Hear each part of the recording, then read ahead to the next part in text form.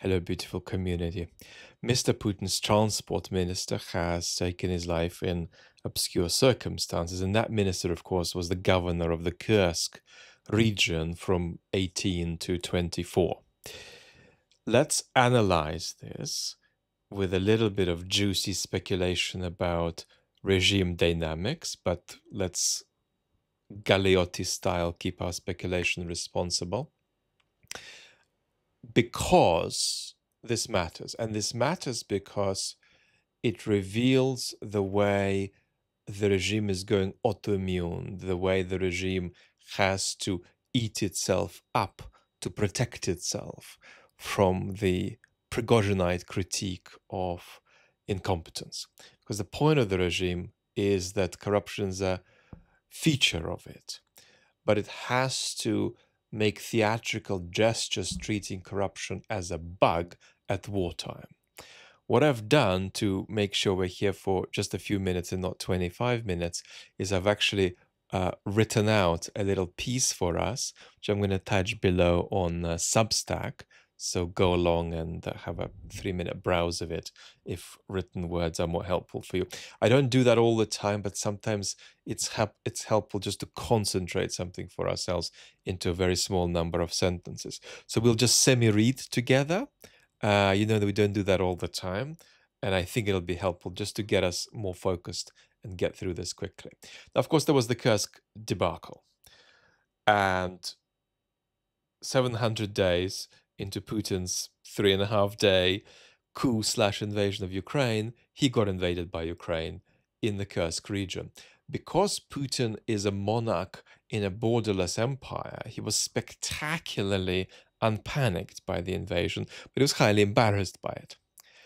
And so the failure there was linked to corruption, specifically to substantial sums of money being allegedly siphoned off during the building of fortifications. And in light of that, somebody's got to be the fall guy. So that's the broad big picture story we're looking at. Things have gone very publicly wrong in Kursk, and we need some people to fall for that. And the latest instance of this is Mr. Starovoyt. Now, section 2 of our little analysis is about regime stability.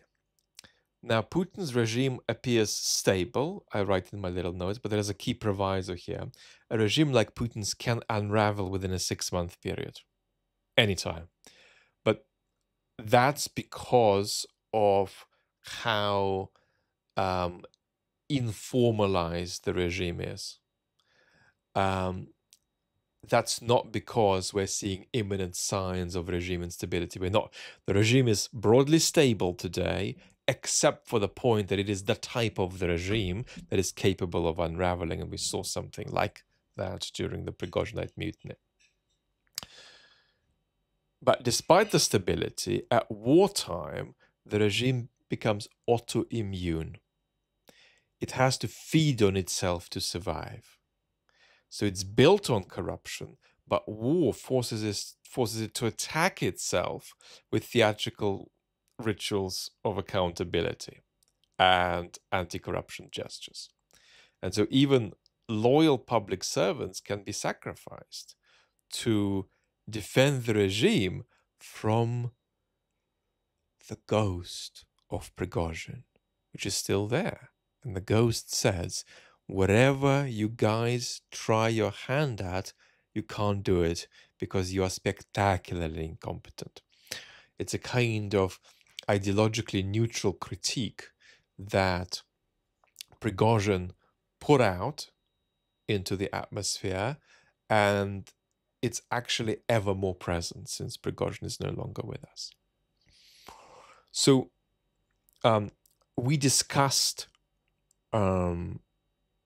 no, I think that's all I want to say for this section. Next section, informational fog.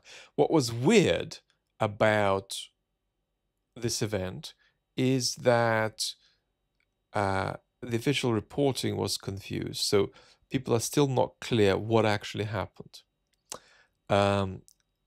Was the minister found at home? Was he found in his car? It looked like he was found in his car, but then it looked like he was found outside his car.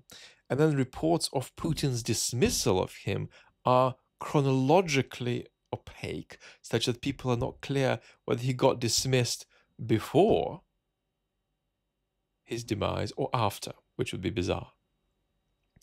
And this is what I wanted to say. We discussed this sort of thing, saturation of the informational environment with opaque messages, right, to destabilize the citizen's sense that what's out there is really knowable, in our propaganda video on the main channel a year ago. You've all seen it. If two people among you haven't, I'll stick it up somewhere here at the end of this video. Next section, behind the scenes tussle. Now, Putin's regime is made up of clans whose contestation Putin referees. And if you've been with me from the beginning, or indeed from before the full-scale war, you know that one of the reasons for war in my analysis is that Putin was outsourcing presidential powers to clans around him. Shush, Apple Watch. I don't like this device, but for health reasons, I wear it now. Let's get rid of it. But having outsourced powers to various clans, Putin's idea is that he then referees the conflicts that ensue. But what happened is that this sort of informal and unconstitutional outsourcing of presidential powers, possibly illegal outsourcing of presidential powers, created a situation where Putin was losing control over the conflicts that this method of rule generated. And in fact, what we then saw during wartime was an even greater illustration of this, when one faction went completely rogue, and that's the Prigozhin camp. So this sort of outsourcing is normal. How does this relate to Starovoyt? Now, Starovoyt recently appeared in a video, link with Putin, where he looked in favor and content. But speculatively, his sudden demise may suggest a behind-the-scenes struggle over who should fall for the Kursk failure. And the question may have been, who should it be, and how visible should this be? Next section, don't dig too deep. Now, within the regime, blame can be distributed only so far, because the system disciplines itself without implicating the very top. So if you look at the prosecution of Ministry of Defense officials being put on trial, it's them, but not Shoigu. And now Starovoyt was aligned with the Rottenberg camp in the Putin regime.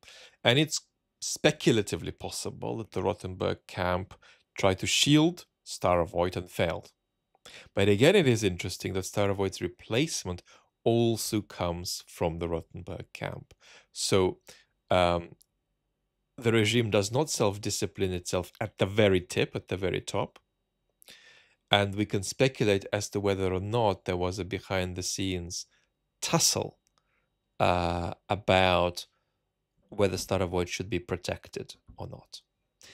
Next section, last section, is echoes of 1937. Now, in earlier purges, such as the arrest of Mr. Ulukayev, a minister who was arrested in 2016 or 16, I think, a senior official may have received what Ulukayev received, which is 7 years, serving 3, and then disappearing from public life. That model is shifting. So today's scapegoats are going to face not 7, but 17 or 27 years. And it is plausible that Mr. Starovoyt's demise was on his part a preemptive response to this changed expectation. Overall, the regime's machinery of repression is widening and deepening, and to some degree this is a self-perpetuating process. And my analysis suggests that there could be a future stage. It might not be the next stage, but it could be the stage after the next stage, let's say.